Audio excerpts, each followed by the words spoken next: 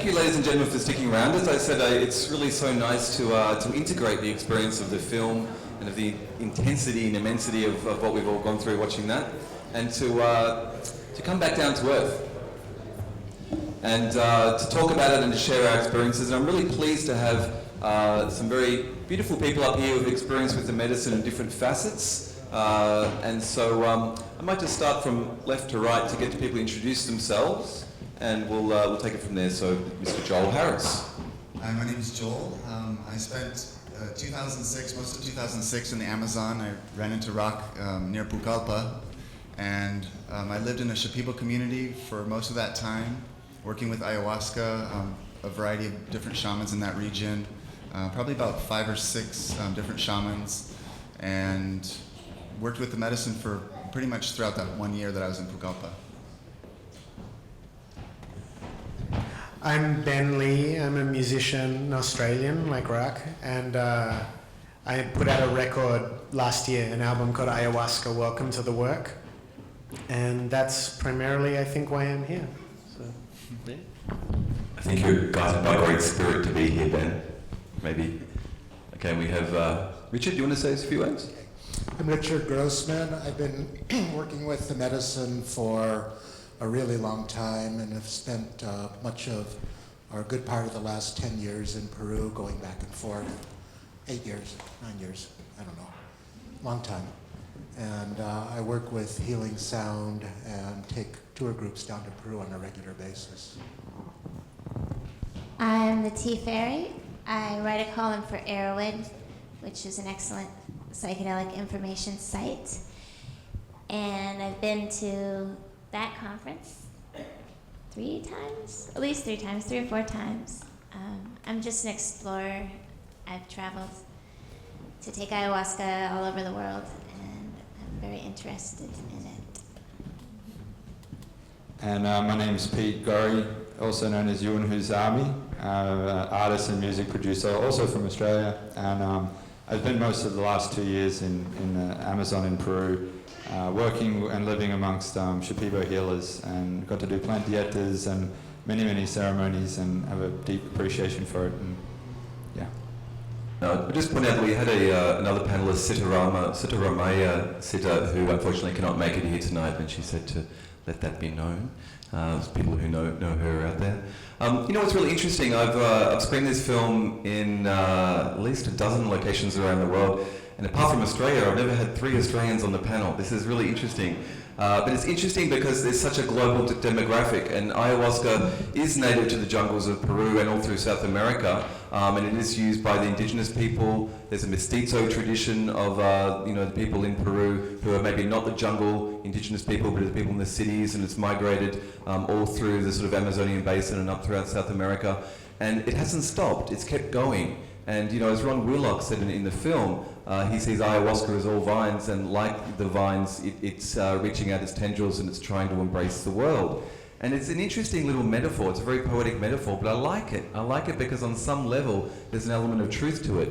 As the jungles and the sort of the forests of the Amazon are in danger of being decimated, they're being logged and they're being cut down for cattle and for grazing, for different things. And the damming of the Amazon, there is a real danger in some sense that ayahuasca is getting out of that environment, and she's connecting with people, and she is spreading around the world. And it is almost becoming a global sacrament. And some of these words can be very contentious, because for a few generations now, if not even longer, people in the West have been disenchanted with the established religions to some degree, and they're on a decline. And it's been an issue around words like religion or words like sacrament or sacred, and it's something that we're having to maybe relearn. And it's not about the language or the words, but it's about the experience. And the thing that I have found personally with ayahuasca is you don't really need to have faith about this. There is a direct experiential contact, whether that is with something within ourselves or something that is a plant spirit and an avatar of the planet herself. It's definitely something that is going on at a very dynamic level. But I might open it up to the panel just to see what some of their thoughts are on what they think is going on with the ayahuasca experience itself, and maybe the cultural appropriation or interface with it. Boy, there's a lot happening with it, and some of it I consider good, some of it I consider to be questionable. We all have a deep need for connection with ourselves, and that's something that's seriously lacking in general Northern European-centric cultures, Eurocentric cultures. And ayahuasca and many of the plant medicines have the ability to really reconnect when they're used properly, and that's really, for me, it's a big issue, the proper use, really can reconnect people to their spirit, to their soul, and more important than that, to show them what they're not. I've worked a lot with post-traumatic stress disorder, and those kinds of wounds on the soul really color everything.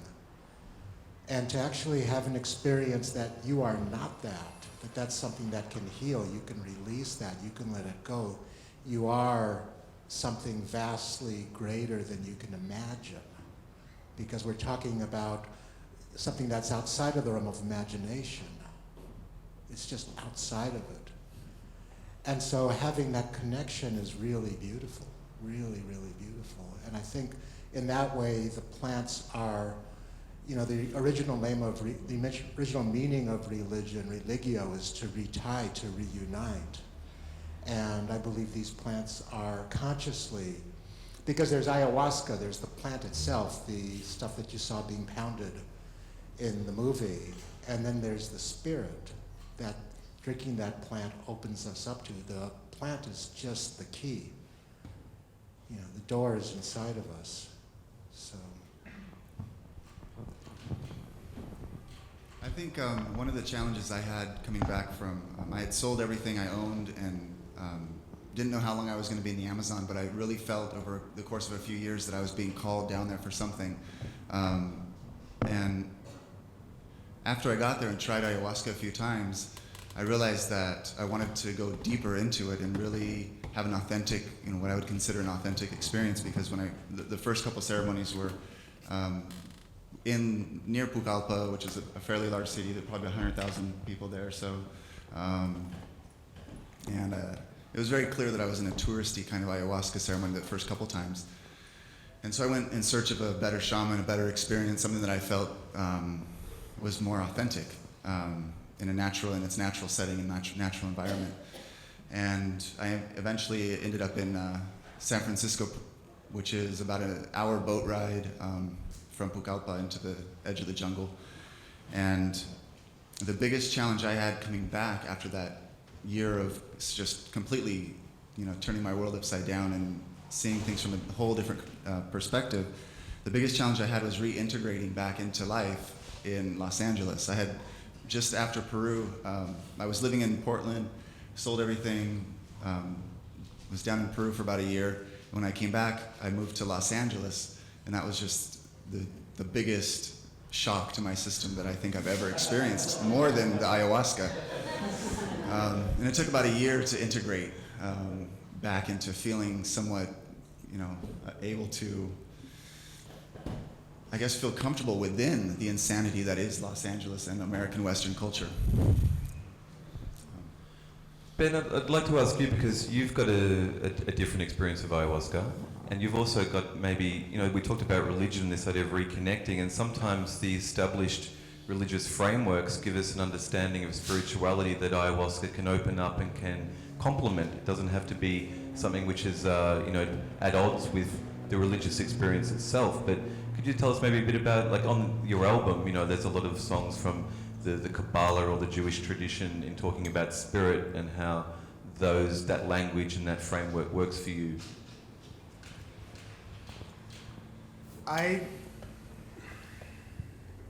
think that we have to be careful not to make a false idol, to use a biblical term, out of ayahuasca. Because ayahuasca is a technique and it's a tool that has been incredibly invaluable in my life and in yours, I'm sure everybody up here. But it's also not the ayahuasca itself that is what's revealed to us. It's our own divine nature. And what is interesting is not what we learn about ayahuasca, or what we learn about plants. That is interesting, and plants are beautiful and they have a lot of powers.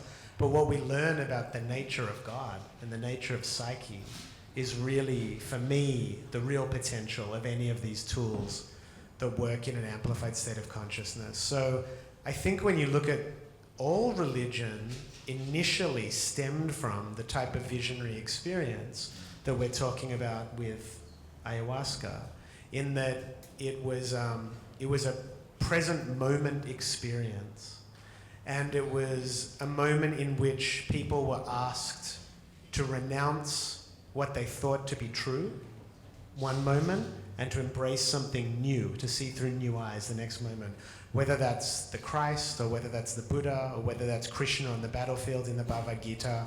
We've had this map before, and ayahuasca is showing us the map again. But we have to be careful to realize that it's not a new map. This is a very ancient map, and we have many, many techniques and many masters and many people who have written these maps and have walked these maps. And so just to keep in perspective what the real goal here is, and that the goal here really is our own approach towards the infinite. And if ayahuasca can be a tool in that transformation, that is a very beautiful thing, but it also there's pitfalls to it, you know, because like any technique, you can become overly dogmatic with your meditation practice, or you become orthodox in your religion, and suddenly you're wounding your psyche in ways you originally tried to be opening it up. So I don't know if I answered your question, but to me, I'm very interested in the whole history of this map and what we can learn from everybody who's come back and has said, have you forgotten? Have you forgotten? This is what's going on. So this is another way it's made itself apparent in our lifetime. Just sort of, Pete, you've been down to, we've been staying at the Temple of the Way of Light, which is a very well-respected ayahuasca lodge outside of Iquitos. And have you had interactions with the Shipibo people? We're talking about this idea of the map, you know, and it's like, how did they see, or from what you've heard from them, what's the Shipibo perspective on the map and the territory?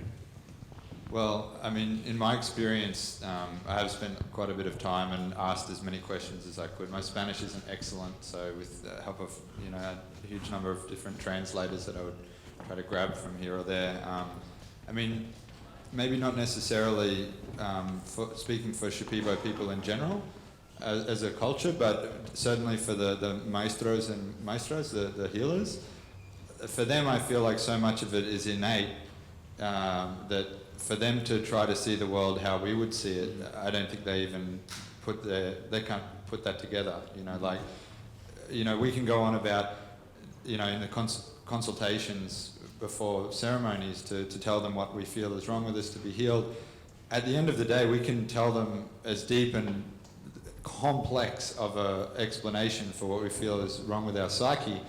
And to them, by and large, I feel like it's really quite simple. It's like, and it's about, you know, energy or air, you know, dark blockages, this kind of thing, and a relatively simple view of like everything, no matter what it is that you could tell some of these guys, it's like, don't worry, it will pass, you know, and it's just a blockage, it's just bad air, you know, and so all of this over complexity and living within the mind which is the filter that we're seeing things through by and large in our Western culture is, I don't even think that they even see things that way, you know, so they're not prone to the same complexity, complex problems that we are of all of these, you know, identity crisis and everything like this, because a lot of them from very early ages are brought up right in nature and still very much have that, you know, within their DNA. You know, I feel a lot of what we're doing is healing all of the, you know, often, you know, generations back in our families, in our culture, because it's all within our DNA blueprints. This is all work that we do to actually fix all of the aberrations that we've collected over time, over eras, collectively to heal that. And that's, for me, I feel like it could take most of us years of like really, really dedicated work to unlearn all of the crap and the filters and unblock those and actually get back to square one, which is probably where a lot of the Shipibo healers start from. You know, so most of us down there are having phenomenal healing that's really just getting us back to square one, where we can actually then fully begin to do that work without constantly getting in our own way with our, that sort of thing. So I don't know if that fully answers it. I mean, No, that's good. So, T. Ferry, you've been down to the Amazonian Shaman Conference a few times, and you presented a sort of seminal talk down there, talking about Westerners and the Indigenous people, the Shipibo people, or the jungle people. What do you perceive? What did you say to the shamans or the curanderos when you went down there? Well, I was surprised about how the ecology was there, the economic ecology and the spiritual ecology. In my naive hippie idealism, I thought all of the shamans of the Amazon would be one. And in fact, they're shooting little darts at each other, and there's a lot of shamanismo and a lot of I'm the baddest shaman in the Amazon, and a lot of I don't want to share my secret songs with you guys. And I get it. We don't actually want, you can keep your secrets, we want technique, basic, how do you move your avatar around in the space? I was trying to agitate a bit for a real school, and not to say the lodges that aren't, that are working with one shaman and their apprentices, but I'd love to see something, it was called the Jedi Temple speech, and I'd love to see something where there were 20 different practitioners working together. And we could have real classes, Defense Against the Dark Arts, and Icaros 101, and Botany of the Amazon, and Brain Science, and a nice recording studio, and an art gallery. They would have to be working together, but then we could have classes where we say, okay, here's how we do these bubbles of protection in Peru. Here's how we do them in Chile. Raise your hand if you can see this. And they didn't understand it the first time, and the second time I had it all done in Spanish first while I spun fire, and then did it in English. And there was a good response to it, but I felt like I got a better response from the women, from the curanderos.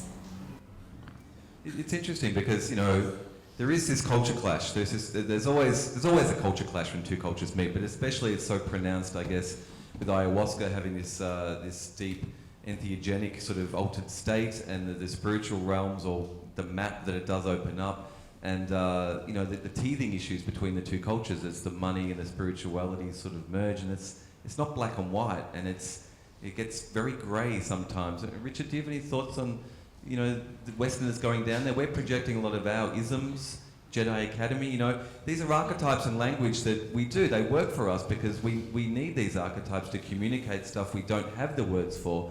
But, I wonder, they've got their own words and a deeper understanding, and things get diluted a lot in the transition, I think. I think it's, for anybody who's considering going down there, it's really important to understand it's a jungle. And in every sense of the word.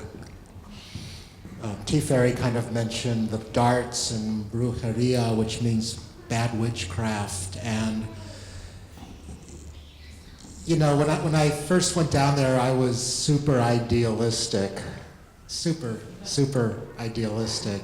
I'd wanted to go down there since I was a kid, practically. And so I went down there thinking, oh yeah, real shamans. It's going to be just magical and wonderful and beautiful. And I got down there, and the second ceremony I was in down there, we're being attacked by evil wizards, and I have to protect you from the evil wizards. And I'm sitting there, well, the only evil wizard in this room is you.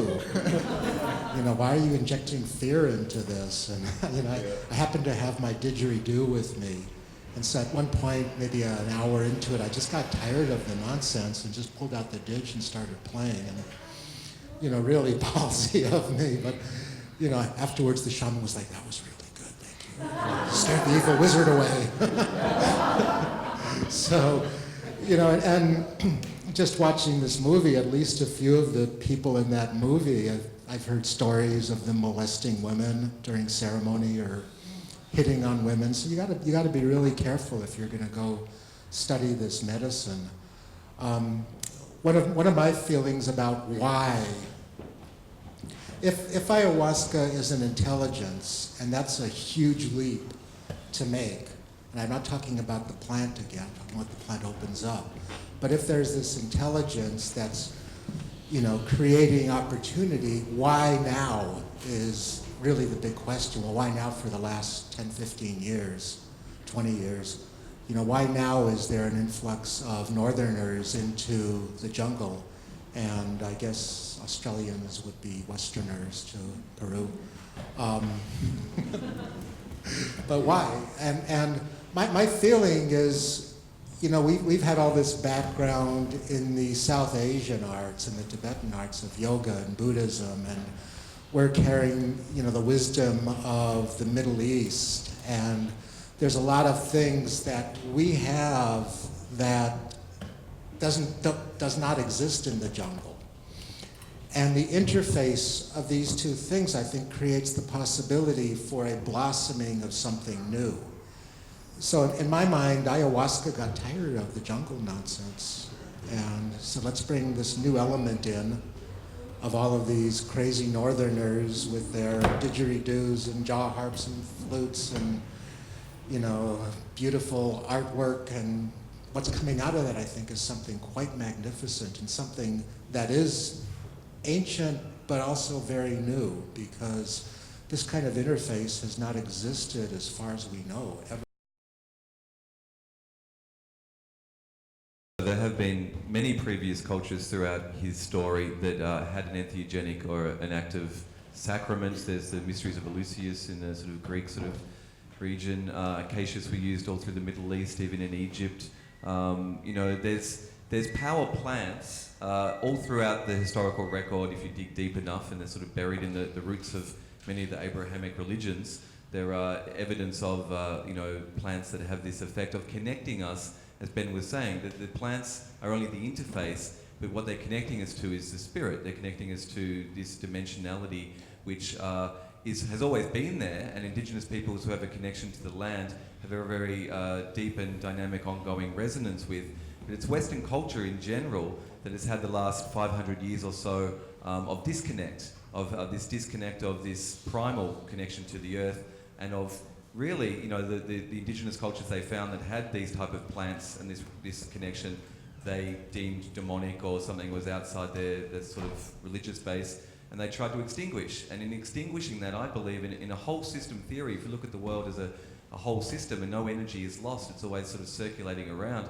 If you suppress spirit on one level, it doesn't just extinguish, it goes down under and it's got to come up again somewhere else.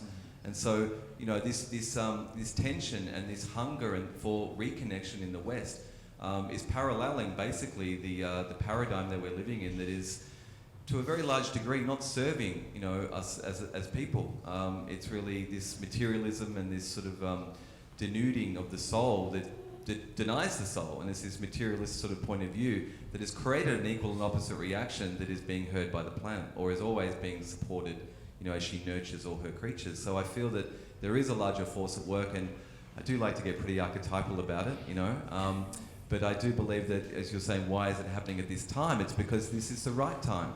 Many cultures who understand cyclic time and the larger seasons of time itself point to the different world ages, and they say it's the Kali Yuga, or it's the Mayan calendars ended and begun again, and we're living through a transition of the ages. And within that, there's now this flowering of knowledge again, connecting us to the planet, which is the original matrix. One of the metaphors I use in the book, which I highly encourage you to check out, is ayahuasca is almost like Google for the vegetal internet. It's like a browser. Psilocybin mushrooms, or Salvia divinorum, or peyote, all these sacraments are almost like different vibrational interfaces or browsers to go into the same territory, or different dimensions or frequencies within the territory. But it seems like there's something happening, why it's happening now, that things have come full circle, and there's been this resurgence of interest, not just in the medicalization of psychedelics, but in this indigenous wisdom that's coming to fruition now, and it's been happening for a generation or two, but it's been this slow trickling, and it's completely perfectly synchronizing and pattern matching the need, the demand in Western culture, which is now getting supplied. So if you take a whole systems theory of things, everything is going perfectly on some level, I hope. Well, let's open it up to the audience. Does anyone have any questions for us here on the panel? Person over there, yep. Yeah, hi. I noticed that you mentioned the psychodynamic aspect of the way the plant is used in that religion. And in a way, I'm glad you didn't, because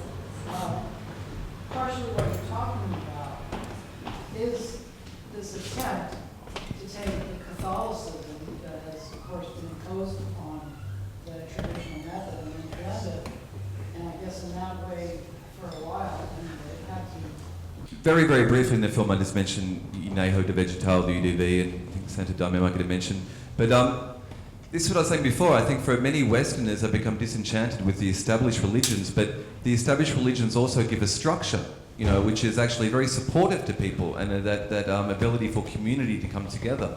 And so you mentioned Santo Daime, that was formed 70 or 80 years ago by a Brazilian rubber trapper, you know, a 7-foot tall black rubber trapper who saw this spontaneous vision of basically the Virgin Mary, but he called her the Virgin of the Forest. And so there was this contact experience out in the jungle. And funnily enough, the Indigenous, or the Shipibo people, all the different tribes have their own sort of ayahuasca, you know, origin story.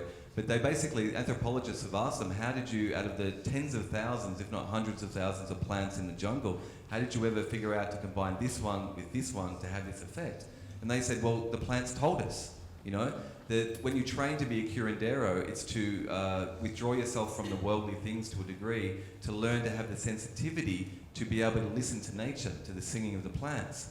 And so in the same way, this rubber trapper who formed the Daime Church originally was in the jungle, and he had a contact experience with the spirit of nature or the mother, and he basically grafted that to the established, you know, Catholic sort of framework, and it became very popular. And so I think all of the cultures and the religions are sort of like something on the surface, and they're labels for, you know, for an interface again, for a deeper truth.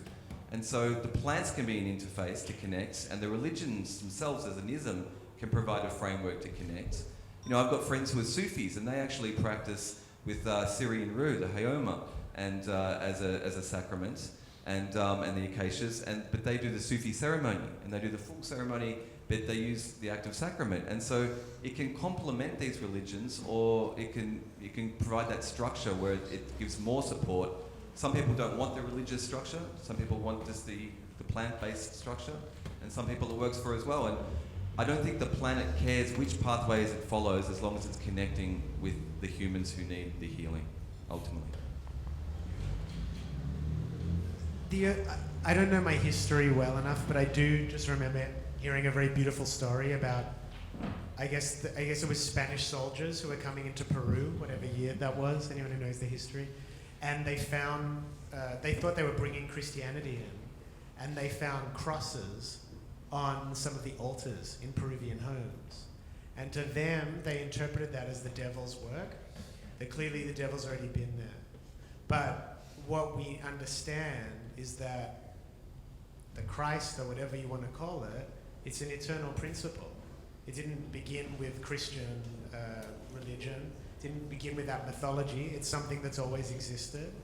And so when I hear stories of the Santo Daime, I've never sat with their group, but I sense that there was a recognition within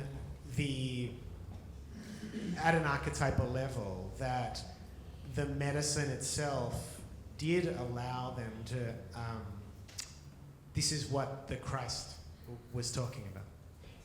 That was always my hunch about it.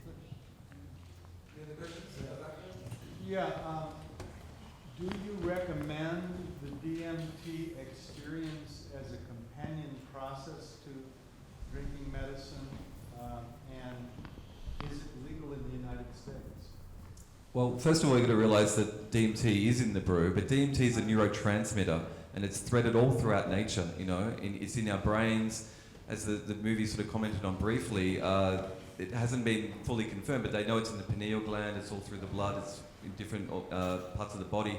But it seems to regulate one of the things they suspect it could be involved with is the mechanism of dreaming itself.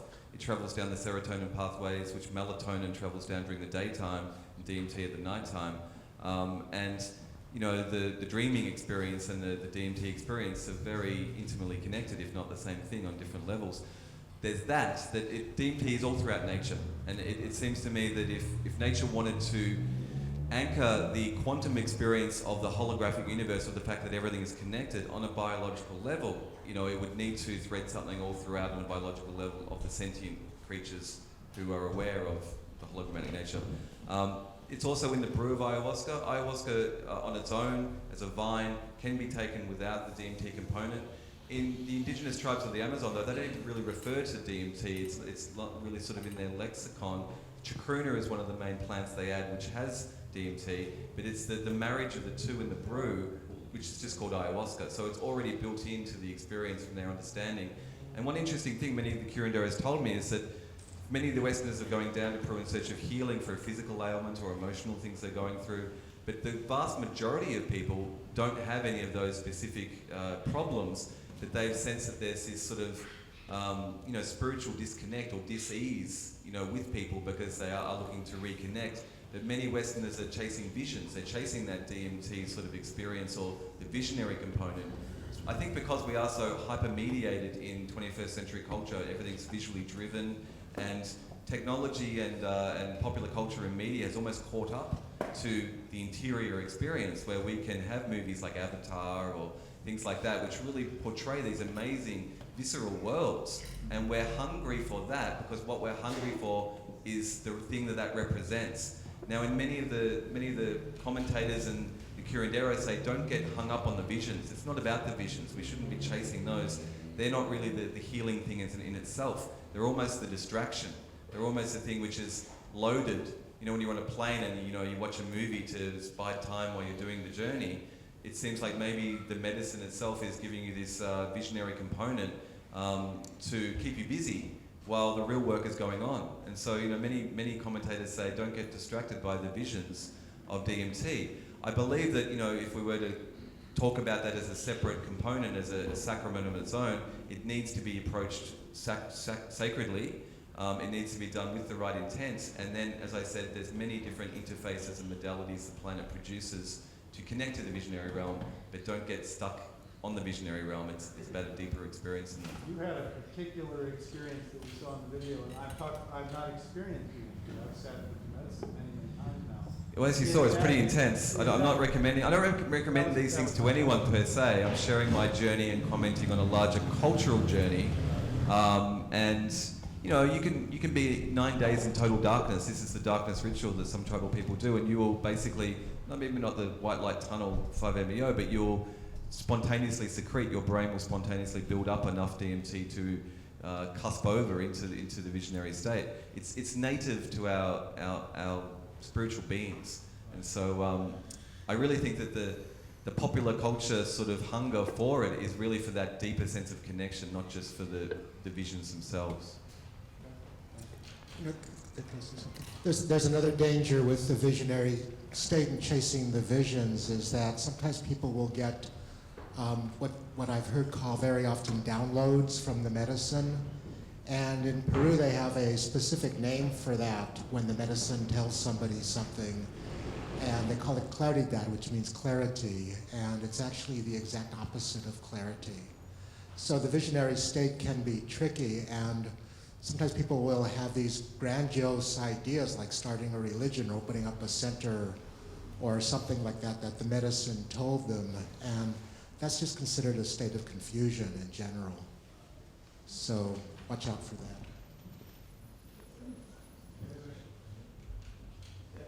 You guys have talked about the medicine being a tool to access this sensory consumer.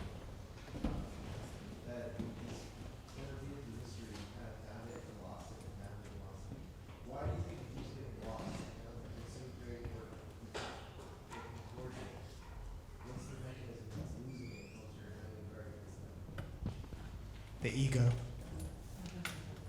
Many faces of the ego. That's, if you look through all the masters and all the sacred writings and all the mystical texts, they can call it by many different names, but in our psychological journey that we're on as Westerners, we can identify it as the ego. And I think that was a very beautiful and prescient warning about another way the ego can even co-opt the ayahuasca experience, that we think every message makes us special and makes us wonderful, and we're the visionary messenger of God, but it's just the ego. So there is a larger discussion, I believe, that we need to be having spiritually about how are we going to combat the ego, which is the real virus of our time. Yeah. Yeah, it's a formidable enemy. Another aspect of it is worshiping the pointer. So somebody bumps into an experience of God within themselves, and God is just another pointer because God is not G-O-D, God is something infinite. I think it's Hafez says, if you think the ocean can pass through something as tiny as the mouth, someone should start laughing now. So, somebody has that experience and suddenly everybody's worshiping the person who's pointing, or the book that's pointing, or the entity that's pointing. And so instead of actually having an experience of the truth, we start worshiping the pointer. And so from there, thousands of years later, there's libraries full of books about the pointer, and people have forgotten what the experience, that he's talking about an actual experience. There's a reason why Jesus said the kingdom of heaven is within. He wasn't being metaphorical. I'm curious, working on researching and developing this notion that there's an ecological dimension to parasitism for the soul, and there's like terms like chakra parasites, and trying to reconcile theological ideas of demonology and Western medical and psychological ideas of just chemical disorders, and then the psychedelic shamanic epistemology, which is more about disinfection and purification of what could be some sort of actual, like there should be able to be a taxonomy of the spirit world where we can understand the food web of the spirit world, and then call in the beneficial predators and do biological pest control on people with mental illness, and bring in the lady bugs to eat the aphids and the ducks to eat the slugs, so to speak. And I've had some success, in my own work with this, and I'm wondering if you guys have any experience with that. Which, just in broad strokes, but that's sort of what the curanderos do. They don't always do the healing themselves. They say that ayahuasca is a diagnostic tool, and with the facility of ayahuasca, they then contact other healing spirits in the astral ecology to work on their patients, and then whatever's the vibrational cause of the illness, it's all vibration, and there's a code, there's something which can fill that vibration or match that and help heal that. And so they might call out through ayahuasca to the other spirits and ask around, dial up someone who, an entity or a plant entity that will give up their vibrational code as an Icaro, as the song, and they'll sing that song. And so they're the transmitter and the conduit, but what they're connecting is, as you said, the other entities who can help heal on behalf of the patient. And that's sort of what the curanderos do in broad strokes. But I love that analogy. It's some good thinking there, yeah. Yeah, if I can just add to that. So I've heard there's a woman, Yolila Espinosa, and she talks about like sexual healing and sexual abuse in ayahuasca ceremonies, and transcending that. And in one of her talks, she referenced like this concept of this dolphin-like creature that can actually impregnate human beings and propagate themselves through us as hosts. And I'm wondering if that's one example of what I'm talking about. Like, is there not just this ethereal, like kind of ghostly, shadowy kind of vibrational matrix, but is there actually discrete entities that have, biological reproduction happening, and that we're somehow vessels of that, but we need to look at that purifying parasites that actually can reproduce within us? You've got to watch those pink dolphins. No, they do exist. The pink dolphins are real, right? They do exist. They are in the Amazon, but if you've ever seen a pink dolphin crest out of the water, it's very phallic. And so there's a reputation amongst Amazonian traditions. It says they're sort of evil, or they can lure you down to the water, into their watery world. And it's the cultural dogma on one level, but who knows how deep that goes. T-Ferry might know. Well, we certainly have several pounds worth of material in our bodies that doesn't share any DNA with us. A lot of them are just bacterial hives and that sort of thing. And some of them are symbiotic and they're helping us out, and some of them are parasitic and they're not helping us out so much. And I've been wondering lately, if part of what ayahuasca does is just its purgative function of cleaning out some of these things that, in fact, might be patched into some kind of more gnarly energetic hive. And it would be great if we could, here's the exorcism pill, it just kills whatever the name of this particular bacteria is. We've isolated the one that's patched into the bad thing. I mean, we don't know what all of these things are. We're just starting to come to understand that some of them affect behavior, like toxoplasmosis. And so I think there's a lot of work to be researched there. I'm glad that there's people doing it. In response to him, Chronic Healing has a book called Psychotherapy that shows stress on and how to work with one energetic level that you might find. That's what I'm looking for. Yeah, the National Geographic taxonomy of the spirit world. Nick? So, some of the things you said got me thinking that the problems discussed with the ego and the loss of these traditions, as well as the Amazonians still have darts. We don't have many people running around with guns. We don't have the spiritual connection. It sounds kind of like the issue, and I wonder the response to this is one of inbreeding or hybrid vigor in the ideas that we have that are running around in our heads. To use the word mean in its appropriate sense, mimetic hybrid vigor versus mimetic inbreeding, and how that might relate to these cycles of loss of connection, gain of connection, etc. So you're saying how does memetics or the idea of an ecology of ideas relate to the loss or... okay, here's something about it. Everything goes in cycles. We're talking before about the world ages and why is ayahuasca peaking at the moment, why are the plants coming back, why are we reconnecting to the earth.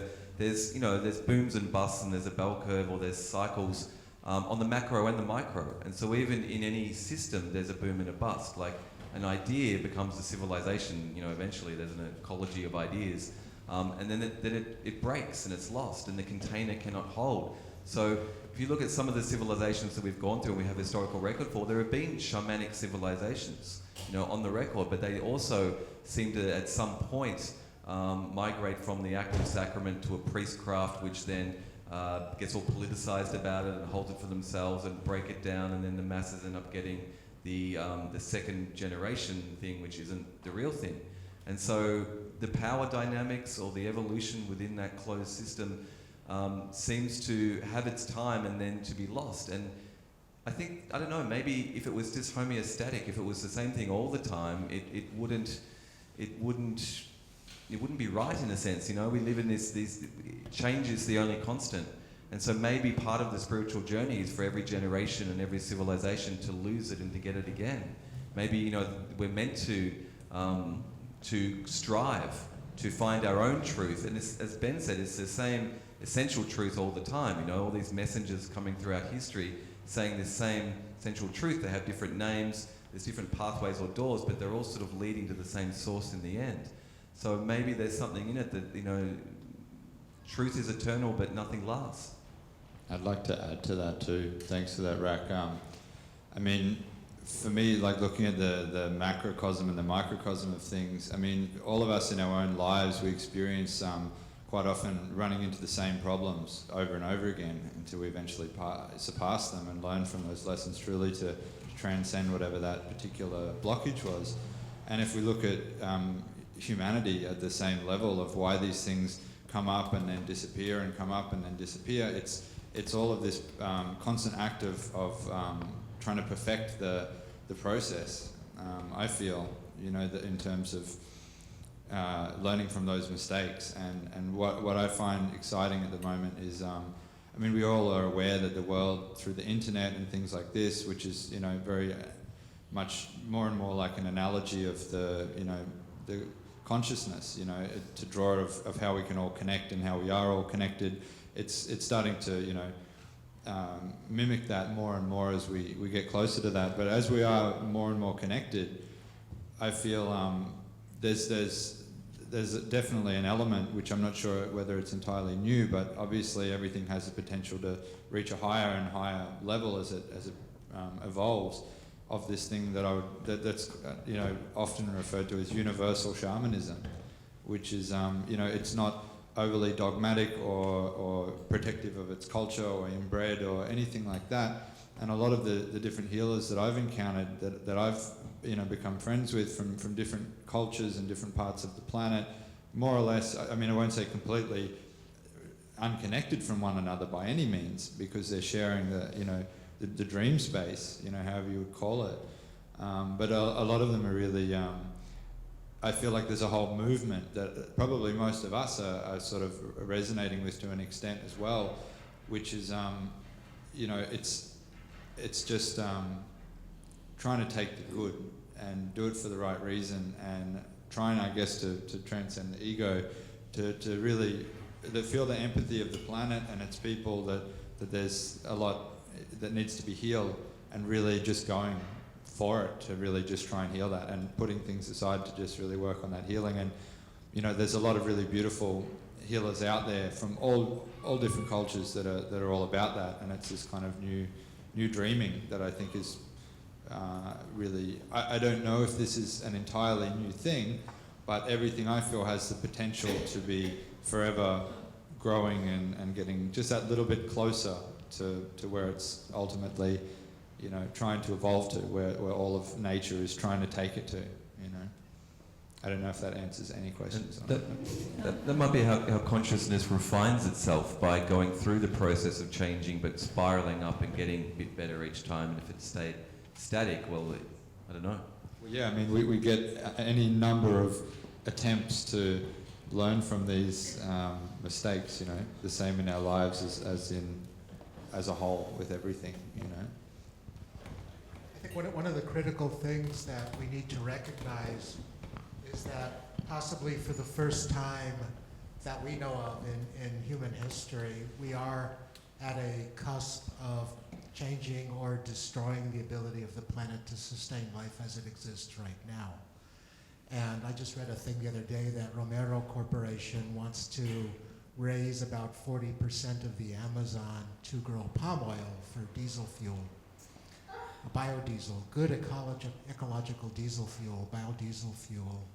And they might do it. I mean, it might be something that we have to witness. And so a lot of people recognize that these plants are in some ways ambassadors to the two-leggeds from the spirit world to try to knock us back in shape. Because if any of us thinks we aren't the problem, we're wrong. We are. And it's one of the things I'm learning from working with these plants is how to fine-tune my life to make my impact less. So it's something that is a really deep consideration and concern right now.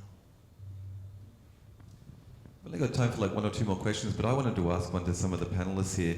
We've got a few musicians and artists and other creative people up here, and I was wondering how ayahuasca has influenced or affected your creativity and, you know, what you're doing with your work. Or I was in the Marine Corps from 1995 to 1999, and after a couple of years, you know, going out drinking in the bar scene and everything else just seemed stupid to me after a while.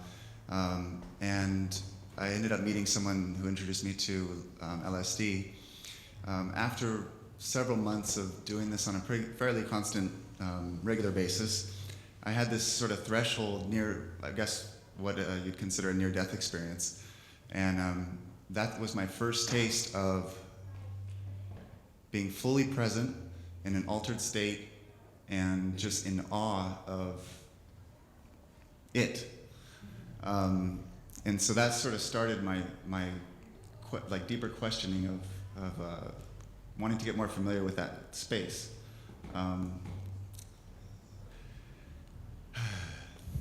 I've been an artist most of my life, just, you know, self-taught.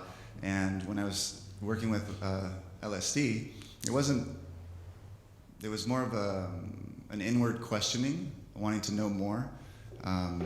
And I noticed that my creativity was just shifting dramatically during that time, and I would eventually just spend a lot of my times on the weekends.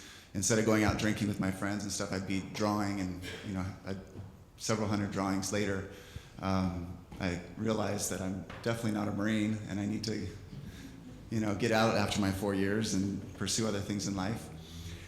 Eventually, found out about ayahuasca, and that interests me as well. And when I was living in Portland for a little while, and I became more of a full-time artist. I was able to quit my job and do that full-time. And at the point that I sold everything and went to Peru, I completely dropped all my art. I didn't do anything, artistic while I was in Peru. And when I came back after that, there's this really deep feeling of wanting to express what ayahuasca shows you into creative forms, into art, into expressing it through music. Or, I look at the paintings around the room and I'm just like, it's amazing that they capture what is almost impossible to experience unless you have these tools that give you the direct experience. And then, it just seems like a challenge to communicate that. The biggest shift for me in my music, but also just in my life, has been, and this may sound contradictory to what we were talking about before with the warnings of guidance, but guidance is real, and it is available to all of us, not just in ayahuasca ceremonies. And one could argue that some of these issues around ecological destruction have been to do with us elevating our will over the guidance of the planet and the guidance of the spirits and of God. And for me, the biggest shift has been into offering my talents, as meager as they are, as a moderately successful indie rock musician, which is not to be Wagner, but to have whatever gifts I have and to offer them up to be guided and to try and make work that is asked of me, not just the work I want to make for myself. So that's the biggest shift. For me, it's really simple. If ayahuasca were to be set to speak a language, ayahuasca speaks music. And there's no coincidence that all of the traditional indigenous ayahuasca ceremonies, any place you go in the jungle or music, song, icaro, they're called driven. And I was not a musician before I started experiencing ayahuasca, and now I am. So she taught me everything I know. With some chords. I'm a writer, and it has definitely affected my writing and inspired me to want to write about it. But what your question made me think of, a couple of months ago, I was at a ceremony in Amsterdam. 40 people, big gym-sized room, daylight ceremony. I know it sounds sacrilegious, but the entire wall, sunlight streaming in, and we were allowed to get up and do yoga and dance and spin, and I danced with like a short staff baton. And I did the best set that I have ever done. Like, just Olympic core. I was just throwing it up and just reaching my hand out with my eyes closed. It would land on one finger just over and over again. It was like it was doing itself. It was so beautiful. So it definitely has the potential to potentiate movement art if you let it move you. Yeah. I've also been really inspired as a visual artist and as a musician in both ways equally. Something I wanted to mention earlier, for me, one of the biggest things I got from ayahuasca is from the previous 10 years before working with it. I was very, very focused and quite, on a spiritual path and actively researching things, and had intellectually grasped quite a lot and believed quite a lot of things. What ayahuasca basically did for me was to give me an actual first-hand experience of those things being real and being true, at least from my standpoint. And so in that sense, my beliefs turned into more of a feeling of knowing, and the intellectual became experiential, and that was just a really, really big shift. So it gave me a lot more confidence. In my songwriting, I also am a lyricist and a conscious rapper as well. And it's, that really helped me to have that confidence that I really felt like, okay, I'm totally fucking sure of this now, to speak with a lot more conviction in what I felt inclined to share. And the same thing of what I'd experienced years before, even through something as potentially negative as hip-hop, which isn't only a negative thing, it's going to be just a beautiful form of kind of poetry. is a an experience of channeling some kind of a higher something, whether it's a higher aspect of myself, a higher vibration, a higher energy, one less filter towards God or whatever you would call it.